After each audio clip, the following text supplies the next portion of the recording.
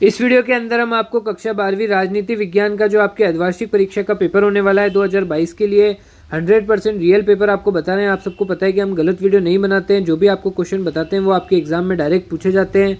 और आप सब बच्चों ने कमेंट भी किया है कि सर आप जो बता रहे हो 100% हमारे पेपर में आ रहा है, और कुछ बच्चे कह रहे हैं कि सर आप जो बता रहे हो उसमें से केवल 50% ही हमारे पेपर में आया है। कुछ बच्चे कह रहे हैं कि 50% आया और कुछ बच्चे कह रहे हैं 20% आया। तो ऐसा क्यों हो रहा है, तो आप सबको बता दें कि देखो राजस्थान में क्या होता है कि अर्धवार्षिक परीक्षा का जो पेपर होता है वो हर जिले में थोड़ा बहुत डिफरेंट आ रहा है, यानी हर जिले में अलग आता है। बोर्ड का पेपर सबके सेम होता है, पर अर्धवार्षिक परीक्षा का हर जिले के अंदर थोड़ा पेपर अलग आता है, पैटर्न भी थोड़ा अलग है, सिलेबस भले सबका सेम है। तो इसलिए किसी में आपके पूरे क्वेश्चन बैठ रहे हैं और किसी में कम क्वेश्चन बैठ रहे हैं। तो देखो अगर आप अपनी तैयारी जैसे कर रहे हो वो तो करते रहो, साथ में इस वीडियो में जो प्रश्न उत्तर बताए जा रहे हैं उसका एक बार अच्छे से तैयार कर लो। अभी हम वीडियो में बता देंगे कैसे आपको तैयार भी करना है, उत्तर भी हम साथ में बता ही रहे हैं, तो उसको एक बार और अच्छे से तैयार कर लो। तो इससे क्या होगा कि अगर आपके पूरा का पूरा पेपर बैठा है तो 70 में 70 नंबर आ जाएंगे। और अगर देख लो लगभग 50% भी बैठा या 50 नंबर का भी बैठा तो 70 में से 50 नंबर आपको मिल रहे हैं इजीली। तो इस वीडियो को पूरा अंत तक देखो, बिल्कुल भी स्किप मत करो। बहुत से बच्चे ऐसा करते हैं कि शुरू के प्रश्न तो देख लेते हैं, बाकी के हम जो आगे के प्रश्न बताते हैं वो तो देखते ही नहीं है। तो फिर कहते हैं कि सर आपने जो जो बताया उनमें से आया ही नहीं, तो शुरू के देख लिया और फिर पीछे के जब हम देखते हैं हम कहते हैं कौन से जिले के हो, तो फिर वो उस जिले का पेपर देखते हैं तो फिर पता चलता है कि नहीं पीछे से तो सारे प्रश्न आ गए थे, लगभग 80% पेपर पीछे से बैठ गया, पर इन्होंने पीछे का करा ही नहीं। वीडियो पूरी देखते नहीं और फिर कमेंट करते हैं कि सर फेक है। अगर पेपर नहीं मिला तो फेक है और जिनके पेपर मिल गया वो रियल है। तो ये एक बहुत गलत बात है, क्योंकि आप सबको पता है कि हम आपके लिए बेस्ट पेपर लेकर आ रहे हैं जिसमें हर जिलों में प्रश्न बैठ रहे हैं उसमें से। तो किधर पूरे बैठ सकते हैं, कहीं पे 50% बैठे हैं, इसमें हम क्या कर सकते हैं, क्योंकि आपके राजस्थान में हर जिले में अलग अलग पेपर आ रहा है। तो भी हम कोशिश करते हैं कि सभी जिलों में बैठ जाए ज़्यादा से ज़्यादा। तो इस वीडियो को पूरा अंत तक देखो, 100% कुछ ना कुछ क्वेश्चन तो आपके एग्जाम में मिलेगा ही मिलेगा। इससे आपकी तैयारी और अच्छी हो रही है, तो रिवीजन के तौर पर भी आप इन वीडियोस को देख सकते हो, बहुत अच्छा रहेगा आपके लिए। तो सीधा पेपर पर चलते हैं हम, एक भी प्रश्न मिस मत करना वरना फिर बाद में कहोगे कि सर गलत बताया आपने। तो इसलिए एक भी प्रश्न मिस मत करना। अब देखो आप खंड आपके जो सबसे पहले आएगा उसमें पहला प्रश्न आपको दे रखा है।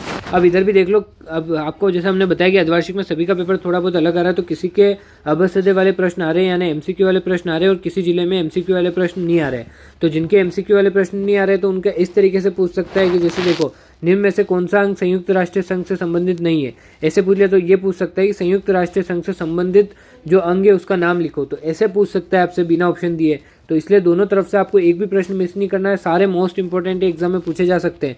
तो देखिए गुट निरपेक्ष आंदोलन में निम्न में से कौन सा नेता इसकी स्थापना से जुड़ा हुआ नहीं है। तो देखो जो गुट निरपेक्ष आंदोलन है उसमें कौन सा नेता है जो इनकी स्थापना से जुड़ा हुआ नहीं है, जो बाकी सब तो जुड़े हुए हैं।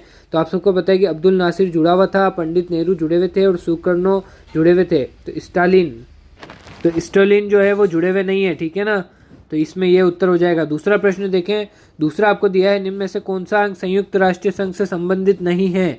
नहीं पे ध्यान देना, बहुत से बच्चे गलती कर देते हैं, संबंधित है पे टिक कर देते। पहला पड़ा ऑप्शन महासभा संबंधित होती है, हाँ होती है, राइट कर दिया, और फिर बाद में पछताते घर पे आके। तो इसलिए नहीं पे ध्यान देना, नहीं पे अंडरलाइन भी कर देना। सुरक्षा परिषद भी आता है, ठीक है, और सचिवालय भी आता है, पर वारसा गुट कभी सुना है? वारसा गुट नहीं होता है, ठीक है ना। तो इसमें ये द वाला राइट उत्तर हो जाएगा। तीसरा देखिए आप, सार्क संगठन की स्थापना किस वर्ष हुई? ऐसे भी डायरेक्ट पूछ सकता है सार्क संगठन की स्थापना कब हुई, तो आपको बताना होगा। तो देखिए 1985 कब हुई? 1985। आपको बार बार इसलिए पढ़ रहे हैं हम और बार बार इसलिए बोल रहे हैं ताकि आपको याद भी हो जाए, क्योंकि आप एक बार वीडियो देखो और याद हो जाए, बाकी आपको लिखने की झंझट ना हो। लिखोगे फिर याद करोगे, टाइम है ही नहीं। वीडियो को देखो दो तीन बार इस वीडियो को देख लो, ऑटोमेटिक खुद ब खुद आपको सारे प्रश्न उत्तर याद हो जाएंगे, ठीक है ना। बार बार रिपीट कर रहे हैं हम, तो 2 बार देखोगे तो जितने आपके 4 बार रिवीजन हो रहा है, क्योंकि 2 बार तो हमने ही वीडियो में रिपीट कर दिया है। तो जैसे आपने देखा कि सार्क संगठन की स्थापना कब हुई, तो 1985, याद रखना। आगे देखें आप, अगला प्रश्न आपके 1969 के राष्ट्रपति के निर्वाचन में कौन कांग्रेस की तरफ से अधिकृत उम्मीदवार थे। तो देखिए 1969 में राष्ट्रपति के निर्वाचन में कांग्रेस की तरफ से अधिकृत उम्मीदवार कौन थे? तो देखो इसमें उत्तर हो जाएगा आपके नीलम संजीव रेड्डी। कौन थे? नीलम संजीव रेड्डी, ठीक है, नीलम संजीव रेड्डी, याद रखना, कांग्रेस की तरफ से थे, ठीक है, उम्मीदवार। यानी ये क्या बनना चाहते हैं? राष्ट्रपति के लिए नीलम संजीव रेड्डी, ठीक है ना, नीलम संजीव रेड्डी। आगे देखें आप, अगला प्रश्न आपको दिया है, स्वतंत्रता के बाद भाषा के आधार पर गठित प्रथम राज्य कौन सा था? मोस्ट इंपोर्टेंट है, स्वतंत्रता के बाद भाषा के आधार पर गठित प्रथम राज्य कौन सा था? भाषा के आधार पर, ठीक है, तो आंध्र प्रदेश। उत्तर क्या लिखोगे? आंध्र प्रदेश। तो स्वतंत्रता के बाद भाषा के आधार पर गठित प्रथम राज्य आंध्र प्रदेश था, ठीक है ना। आगे देखें आप, 6 से लेकर 10 तक आपके रिक्त स्थान की पूर्ति कीजिए वाले प्रश्न है। तो देखें आप, इसमें रिक्त स्थान आप कमेंट करके बताएंगे, हम प्रश्न पढ़ के बता रहे हैं सब। आप देखो, अब मैं आपको बताता हूँ कि कैसे आपको इनकी पेपर को अच्छे से तैयार करना है, कम समय में ज़्यादा पेपर आप तैयार कर पाएंगे। तो क्या करना है, जैसे हम प्रश्न पढ़ रहे हैं, जैसे समझे हमने पढ़ा धर्म के आधार पर खाली स्थान व खाली स्थान का बंटवारा हुआ था। तो हमने ऐसे पढ़ा, तो आपको तुरंत आपके माइंड में सोचना है इसका उत्तर क्या था। और अगर बड़ा प्रश्न है तो आपको स्ट्रक्चर बनाना है कि सबसे पहले क्या लिखना है और उसके बाद क्या आएगा, उसके बाद क्या आएगा। अगर आपके माइंड में स्ट्रक्चर आ रहा है तो ठीक है, तो आप आगे बढ़ जाएं फटाफट। और अगर स्ट्रक्चर नहीं आ रहा है तो आपको क्या करना है, किताब खोलनी है और उसको चेक करना है। अभी हम आपको ये देखो, इनका उत्तर और बता देंगे हम। और आपको देखो, अति लघुतरात्मक, लघुतरात्मक, निबंधात्मक, इनका उत्तर इसलिए नहीं बता रहे क्योंकि आप सबको पता है कि बहुत सारे पेपर हमारे पास आए हुए हैं, ठीक है।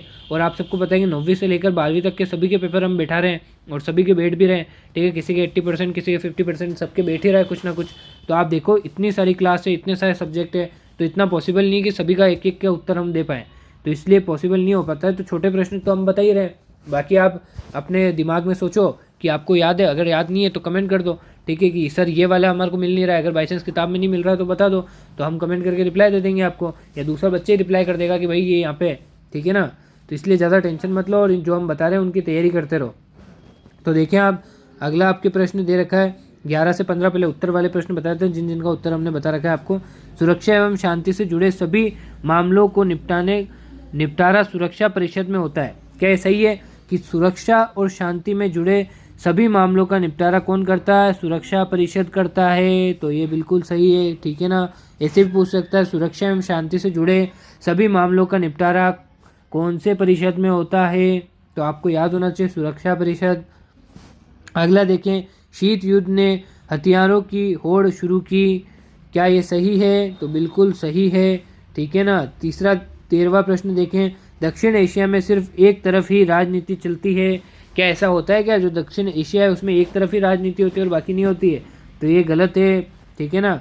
आगे देखें, आपातकाल की उद्घोषणा 1975 में नेहरू ने की थी, नहीं की थी, कब की थी आप सब बताएं। आपातकाल की उद्घोषणा 1975 में किसने की थी?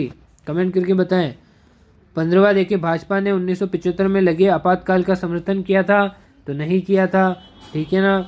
आगे देखें आप, ये सब आपके प्रश्न दे रखे हैं, सारे के सारे मोस्ट इंपॉर्टेंट है, एक भी मत छोड़ना। संयुक्त राष्ट्र संघ का मुख्यालय कहाँ है? मोस्ट इंपॉर्टेंट है, कितनी बार पूछा जाता है। तो ये सारे प्रश्न ऐसे प्रश्न जो आपके कहीं ना कहीं एग्जाम में पूछे जाएंगे, तो पूरा पेपर तैयार करें। और जिस भी विषय का पेपर चाहिए तो कमेंट कर देना।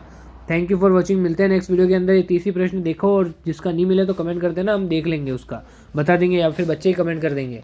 Thank you for watching. मिलते हैं नेक्स्ट वीडियो के अंदर।